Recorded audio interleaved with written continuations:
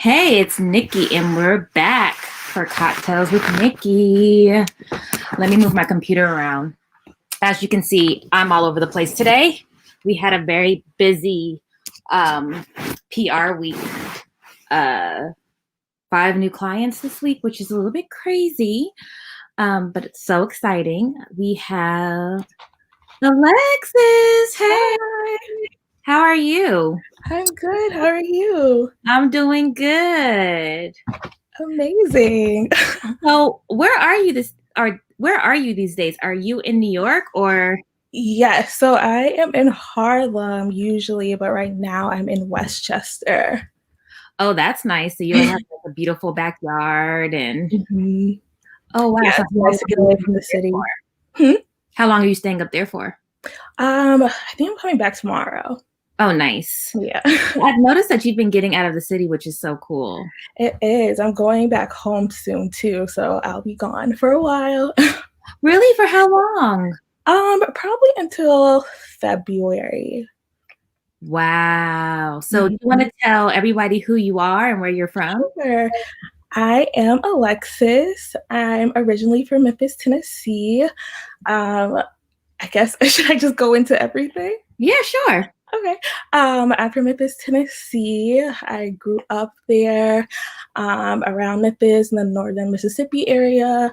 I went to Vanderbilt University for school. There, I studied creative writing and studio art. And in school, I won a grant to go travel in my senior year. So I moved to New York to do art stuff. But then I realized that it's hard to make money doing art. So I ended up getting into the media side of things. And I first started working at AOL, and that's kind of how I got into social media. Then I went to a company called Bee. Then I went to People magazine, and then I went to Essence magazine, and now I'm starting a new job on Monday. OMG. So the news is out. Alexis got a new JLB. I did. Well, I'm so proud of you. I actually met Alexis from working at Essence, and she was like my right hand. Like, she was always accountable, very hardworking, always very kind. I can be kind of OCD, but I don't like missing deadlines, and I just like getting things done just because I do so much. Mhm. I'm all about being efficient and just like not dragging stuff on. But she was always there for me, and I'm so proud. Do you want to tell everyone about your new position? Sure. I'm starting at Stitch Fix on Monday, which is a personal styling tool. It's like a tech company as well. And I'll be doing social there with a emphasis on YouTube and video. So TikTok, Instagram, Reels, and things like that. Wow. So can you kind of take me back to your art background? Because I had no idea about this. And as you know, I'm an art publicist as well. And Mhm. I'm curating actually an art exhibit the first week of December. So just tell me a little bit about your art background. Yeah, sure. So I guess I like have been doing art for a really long time. I know like back in like elementary school, I like won an art contest, and so my parents like put me in art classes, and so I did like a whole bunch of art classes like throughout middle school and high school, and my parents were like very very encouraging about that and like really fostered that within me, and so also took a bunch of art classes in high school, and I had really great teachers who were also like super encouraging for me, and so senior year, I was thinking about going to art school. I also took art classes at Memphis College of Art in high school. So I was really, really into art, but I eventually got accepted to Vanderbilt. So I didn't want to like lose that opportunity by going to art school. So I went to a Vanderbilt, and I like thought I would be a doctor. So I majored in, well, I thought it was like pre-med for a while. And so I took like the chemistry and the I calculus was class. pre-med too, girl. Yeah, I think a lot of people start off as pre-med and then realize that it's a lot. But I started off as pre-med, and I ended up like not doing so well in those classes. So I was like, let me just, maybe take an art class to just see how that goes. Um, So I think I like ended up taking like intro to drawing, which was like okay, but then I like learned more about the art program at Vanderbilt, and I learned that um, every year like they took the seniors to a trip to New York, and so I was like really interested in doing that. The senior art majors to a trip to New York, and then they also had an exhibit at the end of the year for the senior art majors, and whoever kind of won the thesis got a $25,000 grant. And so like in my mind, I was like, I'm gonna win that. And so I was like, let me major in art so I can like pursue the long goal of winning that. And so I guess I declared that I would be an art major like my sophomore year. And so I took like a bunch of painting classes, but I ended up doing more of the photography and video classes. And so Oh, photography, wow. yeah, my photography professor was my mentor, and she was really, really great. I worked with her on a lot of things. Oh my God, should I be your art publicist? I feel like on the side, you need to be creating and like we need to do an Yeah, exhibit next year. You I know, we could totally know. make this happen. You know this, right? I know everyone says that, but I haven't been inspired to create anything in a long time. But um, yeah, my senior year, I ended up doing um, a exhibit on, it was kind of centered around Black Lives Matter because I was very like into that, into like activism back in college. So I like went to Ferguson 2 times and just was really, really active on campus around activism times, those types of things. And so my exhibit was revolving around Black Lives Matter 5 years ago, before it was like, you know, the thing that was acceptable and the thing that everyone was really talking about. So I was really kind of nervous that like my professors would say that like you can't show that here, you know, because it's a very white space. But I ended up showing my show and I ended up winning. And yeah, I ended up like crying when I was doing my acceptance speech. Um, and yeah, so I ended up winning that $25,000. And then I came to New York and I did a program called New York Arts Practicum. Which basically took like a bunch of, you know, budget, like emerging artists, and we did a program where we went to galleries all across the city. You know what, Alexis? You guys, I asked Alexis to do some flyers for me this week. I knew it. She did not tell me. But I was like, I think she can do this though. I see something in her. Talk Yeah. about I don't know how this look. Please. I know. I'm not like graphic design isn't my thing. And I like when they look a certain way and I can't figure out how to get them to look a certain way. But yeah, and I ended up doing that. And we ended up meeting like a bunch of different artists around the city and going to like different galleries every day. And we had to do like create art. And so I think we had met an artist and she was telling us about her life, and she was like asking us, I think it was at one of the universities in New York, and we were in like the pottery studio in the university, and she was like asking us about, or she was telling us about her life, and she was like asking us, she was like, where do you guys think I live in the city? And we were like, we don't know where. And she was like, I live in that closet. And basically she had been like camping out in the closet because she didn't have enough money to live anywhere. And she was like, I haven't paid taxes in like 5 years because I don't make enough money to even pay taxes. And in my mind, I was like, I don't want to have to live this type of lifestyle. So I think for that moment, I was like, I'm going to pursue something else other than my art full time. Because at that time, I was thinking about going to grad school and doing like an MFA in art and studio art. I But don't I know. I think still that think you should do it. I think you I need to know. go part time. You know, I I think you need to still know. do it. I Yeah. probably will convince you to do this. You must go to Yale and get your MFA. Yeah, I was really thinking about it, but I ended up deciding to pursue a career in media, I guess, instead of art. Wow. And you know, Essence was actually my first media job. I came from Mm, Wall Street, you guys. yeah. I've been running Good Girl PR and I was a vice president at a bank. um, but it's just so much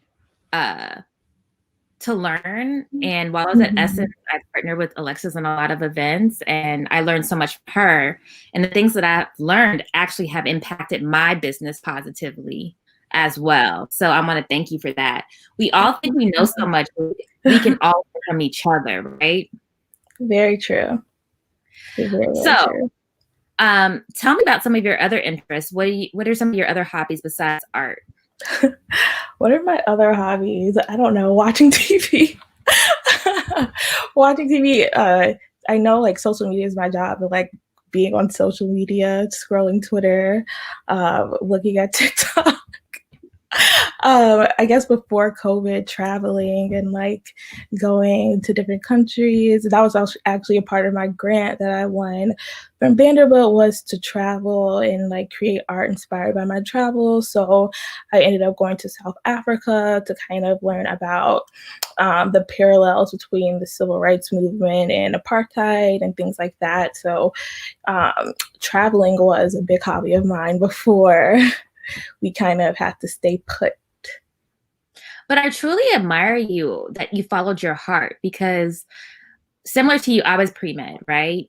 But Mm-hmm. I always wanted to be a DJ, right? And so instead of Mm-hmm. going to medical school, and I had pretty good grades in my chemistry, my biochemistry math classes. Um,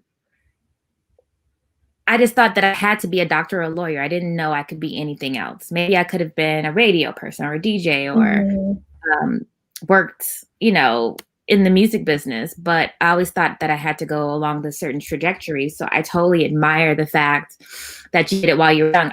I kind of pivoted in my early 30s. I'm like, no, I want to DJ. I'm kind of quit my Yeah. job for 2 years and became a DJ, and struggled, Mm-hmm. Um, so I admire that about you. And I'm just so surprised that I've worked with you for the past year and I didn't know anything about your art background, but I knew something. And I'm like, I like what she does. I appreciate it. You help me. Yeah. Um, it's crazy. So, what did your parents say about your new position?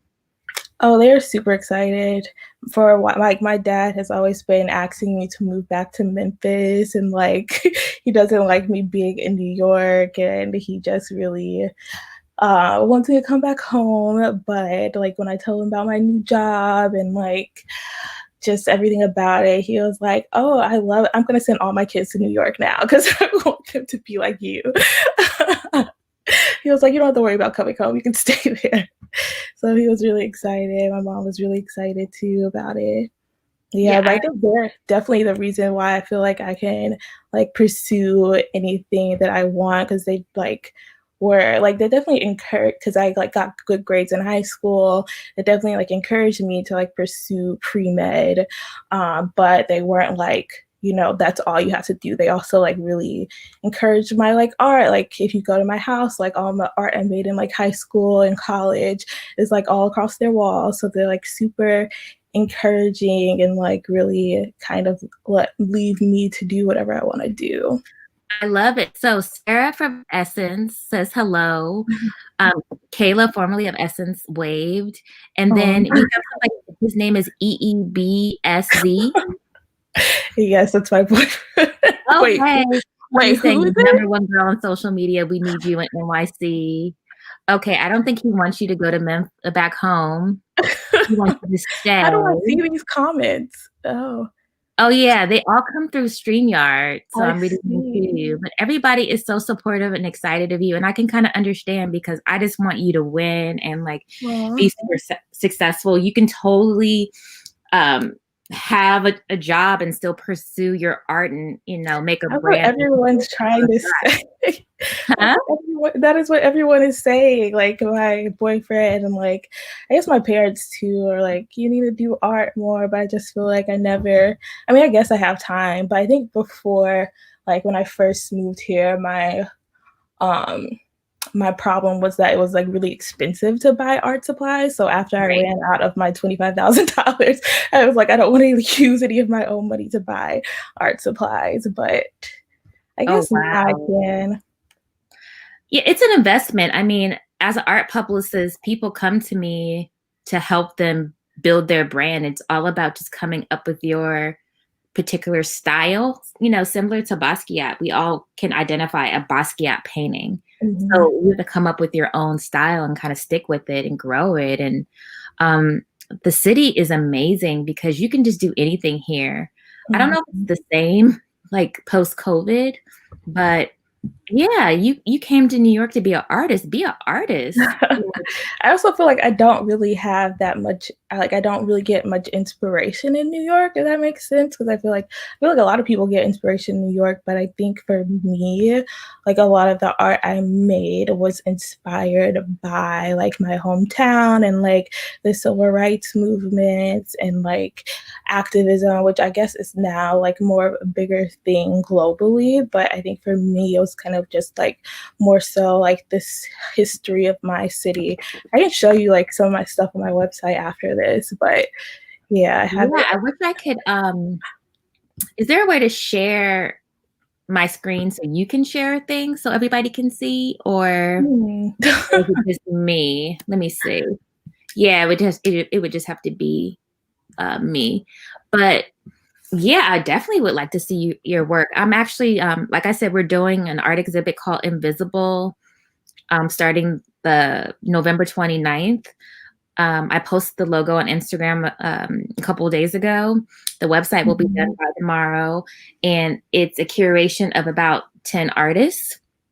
And it's really about just supporting Black artists. It's hard for Black artists or people of color to get into the museums and the galleries. Mhm. There's like a door you have to break down, and a lot of times they want you to go to Yale and Harvard or Mhm. have Yeah, great the lady who I met who was telling me she lived in a closet, she went to Yale, and I was like and, yeah. like, I had heard about her even before I met her because she had been, like, showing different shows in the city, and she was, like, pretty, like, not necessarily, like, really well known, but she was, like, pretty well known, but it was just shocking to me that, like, she had pretty much nothing, and, like, I don't think I can live a life where I have nothing. But you know what it is? And this is what I didn't understand. When I went to law school, I bought a house Mhm, and I bought a car. And my grandfather kept on saying, you're into this instant gratification. And I understand what he meant, because had I just not had the house and the car and just focused on what I went to school for, which was to be a mhm, tax attorney, I would probably be a multimillionaire right now. mhm, But I wanted the house and the car and everything now instead of waiting. mhm, So I definitely have learned to respect sacrifice and just waiting for things. Not mad at her living in the closet, but she's focused. You know what I mean? She knows or believes in herself that she's going to come out of it. She probably will come out of it. But a lot of times we don't want to make that sacrifice. It's like a conscious decision that you have to make. And I mhm. did that when I was DJing. I gave everything up and just DJed. I was broke ass for like 3 years. My mom was like, "Oh, you have a law degree. What are you doing?" And I showed everybody else, and I was the happiest I had ever been. I lived in a Mm, 5-story apartment that my PR client had paid for, and I had an Equinox membership and enough money for food, girl. And I would run around Central Park and mind my business and DJ and build Good Girl PR. And now look, like Good Girl PR has been around for 12 years, but it took 3 years of not sleeping, not having, mhm. giving up materialistic things, having people turn their back on me, like, oh, you don't have anything, so I don't want to be your friend. So, you know, it takes sacrifice. So at some time in your life, you're going to have to make a sacrifice if you want to take it to the next level. Yeah. I guess it's just really figuring out like, if I have the same passion for it, because I think I don't know, I guess throughout college, my passion was fueled by my drive to win the Right. thesis exposition. And now that, like, I have, like, no, I guess, a goal, like, end goal for it, it's kind of just like, "Oh, like, I don't have to do anything for it," Well, or, like you just kind of told me about how you work. You have to set end goals. So create those end goals, and then you'll strive to achieve those end goals, but you have to figure out what they are, you know? Mhm, That's a good point. What are my end goals? I think for me, you guys, and maybe you guys don't know this about me. I'm all about that 4-hour work week life. I cannot wait. I want to work smart. I want to enjoy my life. I want to exercise. I want to be able to spend time with my daughter and my mom who's getting older. You know what I mean? I want to have Mhm. people around me, but you got to put that work in to get there. It doesn't happen overnight. And I've read books called like The Millionaire Next Door, because what happens is you don't make the sacrifice. You'll get these high paying jobs and then you'll spend all your money to acquire material things that you don't need. And then you have less money than the person who's making $1,000 a year. Mhm. So it's all about working smart and making your money work for you, and you also enjoying what you do, because wealth is also happiness and utility. So you got to figure out what that is. And so do I, like Mhm. I've tried my best to create the life that I want, but I do work a lot. Like I work hard. And I don't want to work this hard for the Mhm. next 10 years, Mhm. you know? Right. Um, but it is what it is. It is what it is. Yeah. So what So, do you I was gonna ask, so, like, as an art publicist, what does that entail? so I started doing art PR by accident. So I've always been into art too. So I've taken art classes throughout my life, but more in the setting of like elementary school, high school. Um, in high school, I would do art walks Mhm. with the LA African American Museum. So I would dabble in it, but I never knew that they never teach you that art can make money, Mhm. right? They just don't do that in school. They teach you doctor, lawyer, Mhm. accountant, get a job, Right. right?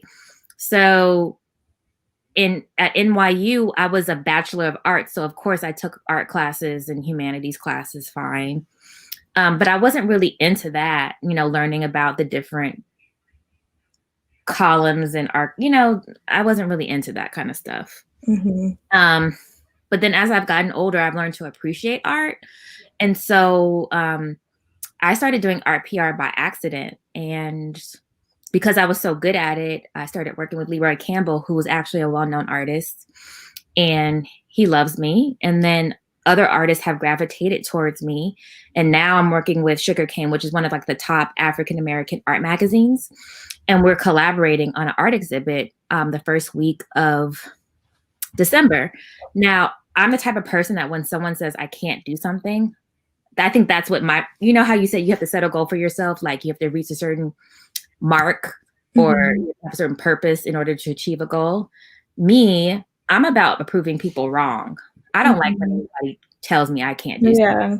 That really pisses me off because I'm like, you don't know where I went to school. You don't know anything about my educational background. And who are you to assume that I can't do something? Mhm. So, breaking into the art industry has been a little bit easy for me, but sometimes I come across people who say negative things about Black artists. I've heard that we're not as skilled as white artists because we come from single parent homes, broken homes. Mm. That pissed me off. Mhm. Um, I've heard that, we're not as sophisticated. Um, Technically, we're not as good. And when you tell me things like that, I'm not even an artist, but I'm a Black person, then I'm gonna want to make sure that all the artists I know freaking are everywhere and who are Mhm. appreciated. And that's kind of what drives me, proving people wrong. I don't like when people are negative and who tell me as a Black woman what my people can and cannot do. I don't, Mhm.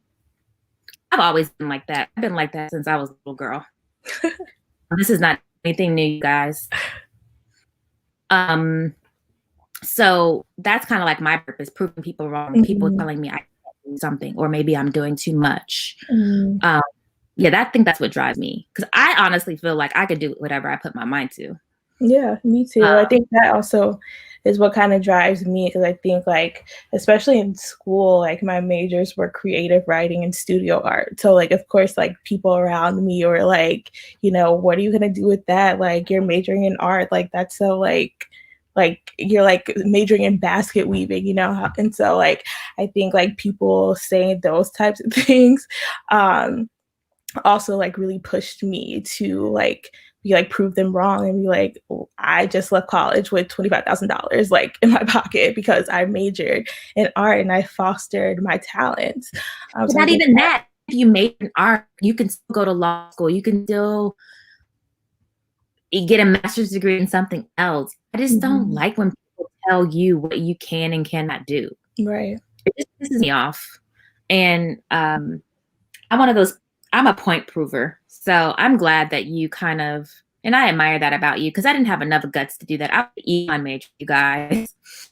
I mean, if that's not as vanilla as it gets, you know, and I probably wanted to major in like Spanish or something or French or, Yeah. you know, music business or something. But I didn't have enough guts to do it. Mm. And it took years of me being unhappy at jobs. Oh my God, my first law firm job, I thought I was going to die. Oh, no. It was so boring, dude. I was like, oh my God, I'm about to fall asleep. Mm. Um, but it took a lot of guts for me to just decide, you know, not to do it anymore. And you did it. You did it from the beginning. And that takes a lot of guts, you know? So I'm so proud of you. Thank you. Yeah. So is there anything else that you want to share with everybody? I mean, are you you're actively involved on Instagram? I know your page is private, but I don't know if you want anybody to follow you on social media. Yeah, I don't. That's funny because I like work in social media, but thanks, Iber. Thanks, Ebuka, my boyfriend. You Y'all said both we're have. proud of her too. Yeah, I think I might be a fan.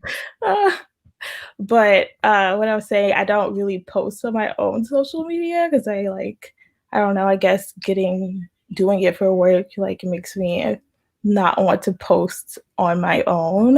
But I'm trying to get better with that. Maybe next year. But my sister. Oh, that's um, so cute. I just finished my website because when I was on the job hunt, I wanted like a portfolio. Mm-hmm. So that's about it's alexis-jackson.com. Thank you. And what kind of are you offering service on there, or are you just providing Oh, your portfolio? it's just like my portfolio of my work and my art. So no, I mean, I always am open to doing social media for people. Real quick, I admit I'm a little bit upset that I just found out about Clubhouse. Mm. What do you think of Clubhouse? I just found out about it too, like maybe a week or so ago. And it's been confusing for me because I don't think like I will go in there and I'll click on the chats and I've never really found one that like made me want to listen to it for a long time. Like, I always go in Right. there and, like, I kind of like, I see the topic and I click on it and I hear them talking for a while and I have no idea what they're talking about. And, like, it's just, like, random people talking, and so I, like, get really confused and, like, click out and go to another one, and then it's, like, the whole cycle again where I don't know what they're talking about. But I see that, like, it seems to be taking off and, like, they're, like, looking at it, it seems to be, like, a lot of good conversations on there. Like, I'm sure, like, Yeah. I feel like you could, like, probably go and, like, maybe, I don't know, take this to Clubhouse or, like, do something cool on there. So Momo 2120 was like, what's Clubhouse? It's like LinkedIn meets a podcast and a panel on a social media platform. And honestly, if they're selling stock or their IPO, I want to buy now because I noticed that a lot of music industry people are on there. Mhm. Um, and that's probably why I didn't know about it because music industry people are really weird about sharing information, unfortunately. Mhm. But you can really network with people on there. Also, I've been joining chats about marketing and I learned so much about Really? marketing from I them. saw you in a chat the other day, and I was, like, listening to see if you're gonna say something, but I couldn't get through whoever was talking, so I got out Oh, of I it. raised my hand in the chat. You guys must know that. I raised my hand like, hey, I have something to say, but the moderator has allowed me to speak. But this one particular chat a marketing chat allowed me to speak, and the narrator or the moderator was like, I really want to talk to you. You have some really great ideas, because I've developed a Pinterest following where I get about 40 to 80,000 views a month from pinning fashion stuff, nail stuff, like PR stuff. And a lot of businesses are not on Pinterest. And I've been on Pinterest since 2012. I'm a nerd, so I like SEO, and I like, guess what? I don't like kissing people's ass. I like being smart. That's what I like doing. I like working smart. So I've been building backlinks on Pinterest for the past 8 years, and it drives traffic to my website, and it helps business. So a lot of people wanted to connect with me about that because they didn't know. And these are marketing experts. And they're like, you didn't know about this? I'm like, wow, this has been around for 8 years, you know? So I think certain conversations are good, but then I entered another chat and it wasn't inappropriate, the things that we're talking about. So I think you just have to be careful about what chats you're listening to. Yeah. Oh, EEBSD. Which brands or influencers do you guys think do the best job with their social media? I think that would be an Alexis question, because I work so much that I don't even pay attention. Yeah, I got that question a lot when I was like interviewing at jobs. I think I would say like Netflix and like their strong Black Lead brand. I think they do a really good job being like in tune with the culture and really like driving conversations around like their new releases, and really like, especially on their Twitter, I think, especially when it comes to like publications, which I've like worked with the most, usually like the publications that I work with kind of just ignore really their Twitter and kind of set it to auto, just because like you don't get that many referrals back to your site. So I like, Twitter's my favorite social media network. So I really like how Netflix like really takes time to like work on their Twitter page. So can I tell you something crazy? What? I used to have 16,000 Twitter followers, you guys. I was one of the first publicists to post press releases on Twitter. I used to automate social media through a system called ping.fm. And I joined every social network on it, and I would post everywhere. I was like relentless. But what year was this? Oh, Ping 2008. It's like it's probably archaic at this point. You can Google it. But it was way before Hootsuite. It was ping.fm. And you could email your social media updates to like their email address, and it would post everywhere. Oh, yeah, I remember you could like text your tweets. Yes. Nobody knew that I was automating. They just thought I was working so hard, which is funny. But I had almost 16,000 followers, and I think I posted something anti-Trump. Oh, wow. Why I lose almost 7,000 followers? Wow. Twitter can be weird like that. That quick. That's crazy. That quick. I learned a very valuable lesson. Do not post anything political on Twitter. Seriously. Yeah, you know what I'm learning? That it's not about the likes. It's really about the comments in the community. Have you noticed that? Like, yeah, it is.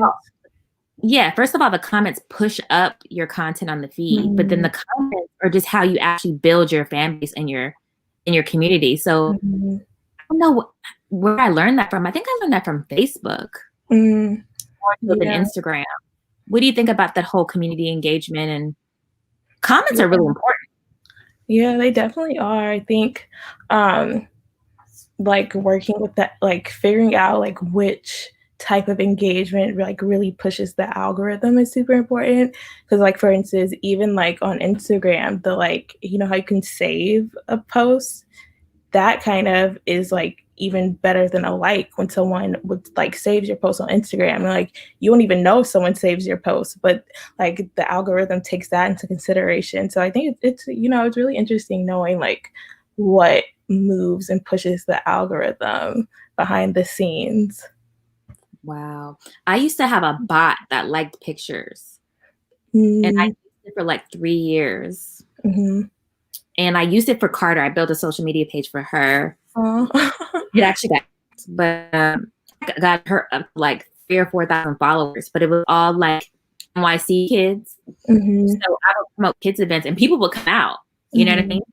So liking pictures definitely helps, but you have to do it in volume. But who has 8 hours to spend on Instagram liking pictures? Right.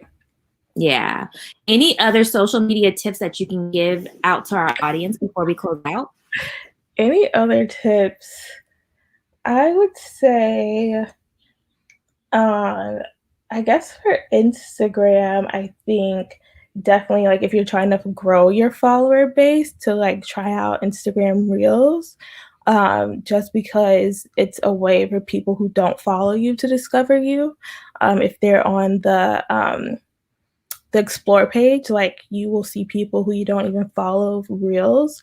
And so if you're like doing reels, someone who doesn't follow you can see your content and then they can follow you, which gives you more followers. So I'd say if you're looking to grow your follower base, to really try out reels and see how it goes. Okay, cool. And let's see if there's any more questions before we close out. Antoinette Jackson's ways. Yeah, you had some good engagement today. Do you know, I don't know if I'm pronouncing her name right, Ebuka? Oh, that's my boyfriend. Oh, there he is again. He was on Facebook and Twitter, or I love it. And Periscope. I love it. I love it. Like in the other room. Well, thank you so much for joining. Of course. Thank you for having me, and thank you for like always being there for me too. Like, it's definitely like been such a great pleasure getting to know you and work with you for like the past year, I guess. Yeah, I'm very loyal. You'll learn to see that about me. Oh yes, definitely. Very, very loyal. So I'm so happy for you, and I look forward to watching your growth. Of course, of course. And I'm going to try to get a little bit of rest. You guys, this week, I literally got 5 clients, which is crazy. And I want to jump up from joy, but I'm just trying to be cool. You know what I mean? And go with the flow. Yeah, it's about to start getting crazy, you guys. It's November, and I'm getting those type of clients. Normally, you pick up clients more so in January.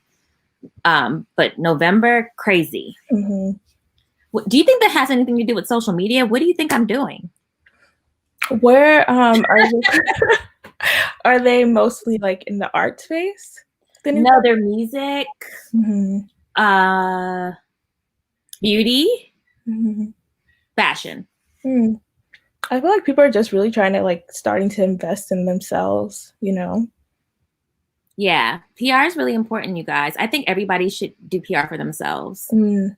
Consistently, and like always trying to like build your brand outside of your job, because a job can get rid of you anytime. And if you're not constantly like uplifting yourself and building your brand, you'll be stuck with nothing. So always, have a separate website, show your skills on social media, network on LinkedIn, use all the social media platforms imaginable. And then another thing I do is I do Google alerts for things I'm interested in, because you can find opportunities that way as well. So there's a lot of cool ways to work it. Definitely. Well, you have a good night. I think I'm just going to woos off for a little bit. Get some rest. I still have to post that stuff in stories. Like I feel like I have so much content that I have to post. Oh my God. And then I got a Pinterest. I have to pin tonight. Because I was like, oh my God, I got to pin all these conversations with Nikki. Yeah. And then link back. You guys, I always You're working it. But it works. It does. So I have a question. Are you going to suggest Pinterest at your new job? They are on Pinterest. I think they actually have a really big Pinterest following. Like, oh, nice. Yeah. So they are on it, and that, they have like 1 million followers. So they're on it. And are you going to get like free clothes? I think I get like a 40% off discount, so Oh, wow. I'm excited. I'm happy for you. That's what's Thank up. you, thank you. You definitely have inspired me. I All love right. it. Bye, everybody. Have a good Bye. night.